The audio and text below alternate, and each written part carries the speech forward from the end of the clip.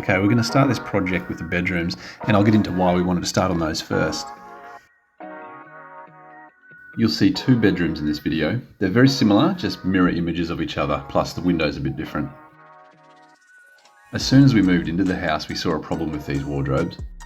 Not just that they were old and from the 70s, but if you were to put a coat on a normal coat hanger in there and try and shut the doors, they wouldn't fully shut.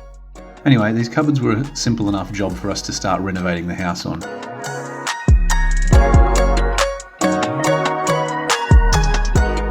I started by cutting a hole in the back of the plaster to check to see how the walls were constructed and if there was enough room to go deeper inside the walls without affecting the structure.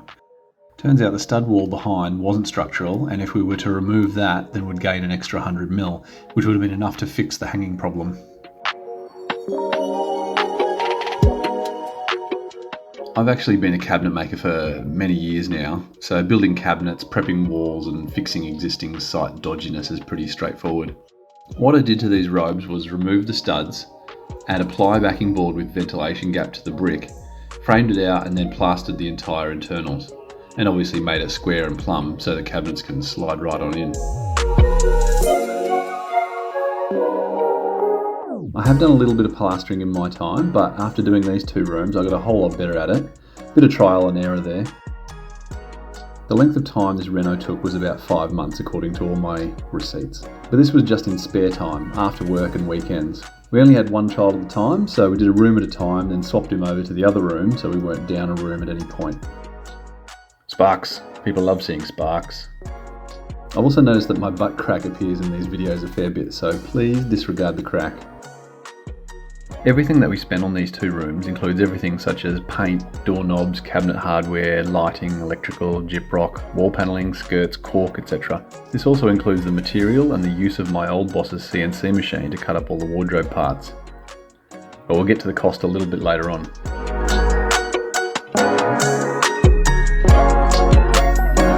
I know not everyone has access to a CNC machine to cut all their cabinet parts, or an edge bender, but you can do this with a table saw or track saw and iron-on edging if you're on a budget. It will take longer, but there's not that much cabinetry in these, so it'd be fine.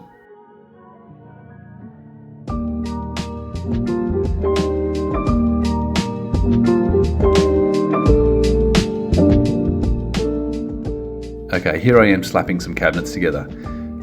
The cabinets in these rooms are going to have a main hanging space, starting at 900 from the floor to the ceiling. Then under that will be 3 equal drawers, the full width of the opening, which in this case is 1200mm. I wasn't worried about a drawer being too wide, as it will only be storing clothes and blankets and stuff.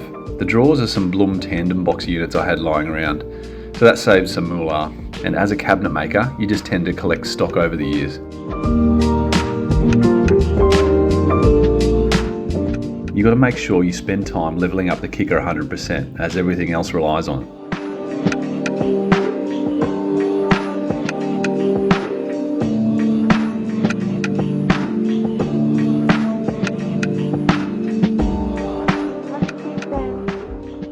For the electrical, I chose a corner type extrusion for up under the pelmet, so you don't see it directly in your eyeballs. I put them on a motion sensor, which if I could do it again, I'd probably install a door opening type switch. But the light is fantastic, and I don't think I'd make another wardrobe without lights in it again.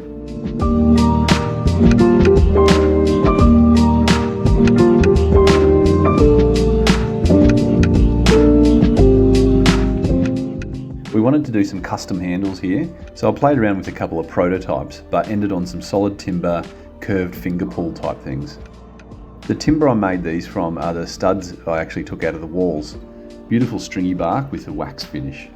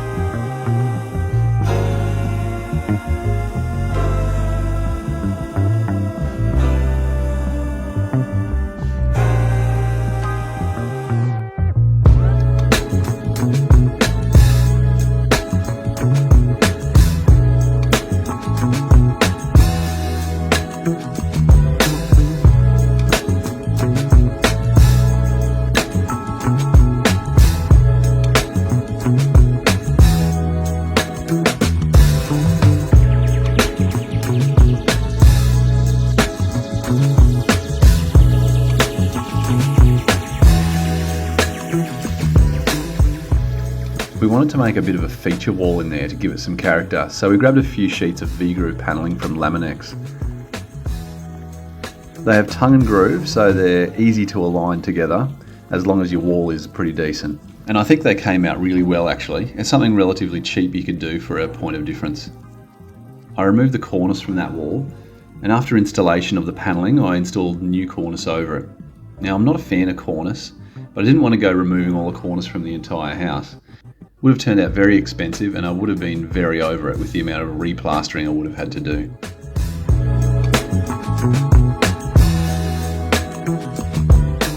I got rid of the tiny skirting boards that were in there and put in some decent sized skirts. Paint. Nothing glamorous about painting.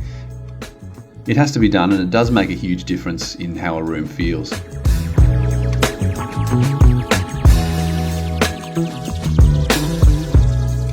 We just chose to use vivid white to cover the yellowy, creamy walls and ceiling.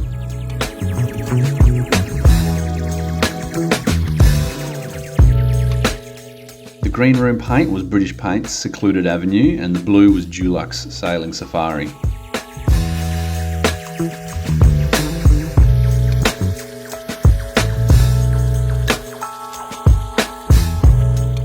So everything we spent on the two rooms came to $3,015.19. My time was obviously the main way we saved so much money here, but that seems super cheap to doll up 2 bedrooms.